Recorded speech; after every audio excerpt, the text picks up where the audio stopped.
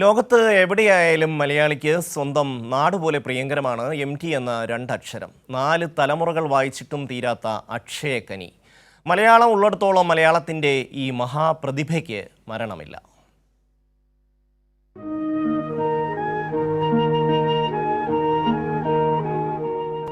കാലം കൂലംകുത്തി കടന്നുപോകും, എല്ലാം മാറും. സ്ഥലരാശികൾ, കാഴ്ചകൾ, അഭിരുചികൾ. മനുഷ്യ മനസ്സ് പക്ഷേ കുറ്റിയിൽ കെട്ടിയിട്ട തോണിയെപ്പോലെ തന്നെ. ഞാനെന്ന കുറ്റി. MTയുടെ കാലത്തിൽ കൊത്തിയ വരികളാണിത്. കൂടല്ലൂരിലെ കൂട്ടക്കടവിൽ കുറ്റിയിൽ കെട്ടിയിട്ട തോണിയാണ് താനെന്നെഴുതിയ മാടത്ത് തെക്കേപ്പാട്ട് വാസുദേവൻ നായർ തന്നെയാണ് അതേ ഇട്ടാവട്ടത്തിൽ വെച്ച് കാലത്തെയും ലോകത്തെയും പ്രപഞ്ചത്തെയും കഥകളായി കൈവെള്ളയിലിട്ട് അമ്മാനമാടിയത്.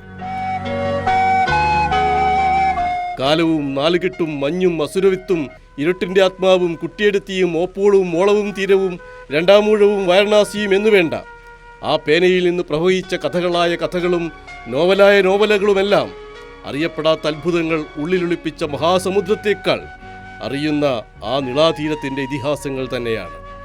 ഭാരതപ്പുഴ മൊഴിമാറിയത് തന്നെയാണ് ഒരർത്ഥത്തിൽ വാരണാസിയിലെ ഗംഗയും മഞ്ഞിലെ നൈനിത്താളും. MT സ്വന്തം അന്തരീക്ഷത്തിൽ വെച്ചല്ലാതെ ഒന്നും എഴുതിയിട്ടില്ല.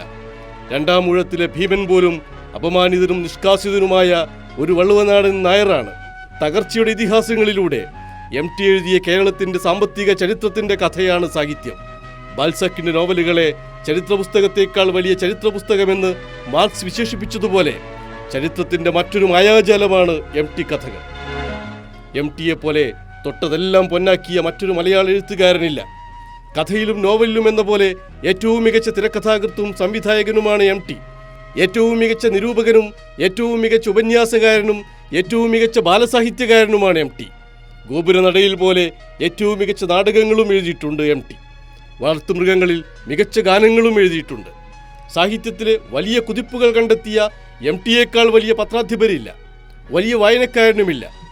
1995 MTക്ക് ജ്ഞാനപീഠം ലഭിച്ചത്. 2005 പത്മഭൂഷൺ, 2011 എഴുത്തച്ഛൻ പുരസ്കാരം, 2013 കേന്ദ്ര സാഹിത്യ അക്കാദമിയുടെ ഫെലോഷിപ്പും ജസിഡ് ഡാനിയൽ പുരസ്കാരവും, 5 തവണ ദേശീയ ചലച്ചിത്ര പുരസ്കാരം, 4 തവണ സംസ്ഥാന പുരസ്കാരം, കേരള കേന്ദ്ര സാഹിത്യ അക്കാദമി പുരസ്കാരങ്ങൾ വേറെയും.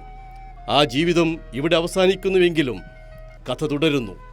എത്രയോ മരണങ്ങൾ കാമുഖമായി മലയാളി ഉപയോഗിച്ച് ക്ലീശയായ മഞ്ഞിലെ അതേ MTN വാക്യം തന്നെ ഉരുവിടാം. മരണം രംഗബോധമില്ലാത്തൊരു കോമാളി തന്നെ. അകലെയുള്ള ഈ ചക്രവാളത്തിലേക്ക് ഒരടിയെങ്കിൽ ഒരടി വെച്ച് മുമ്പോട്ട് പോകാനുള്ള ഒരു ശ്രമം നടത്തുക, അതേ ഉദ്ദേശിച്ചിട്ടുള്ളൂ. അതിമഹത്തായ കാര്യങ്ങളൊന്നും ഞാൻ ചെയ്തിട്ടുണ്ട് എന്നെനിക്ക് തോന്നുന്നില്ല. എനിക്കറിയുന്ന ഭാഷ, എനിക്കറിയുന്ന ജീവിതം, എൻ്റെ കഥാപാത്രങ്ങൾ ഈ ഭൂമിയിൽ സഞ്ചരിക്കുന്നവരാണ്. ബിജുമുത്തത്തി, കൈരളി ന്യൂസ്.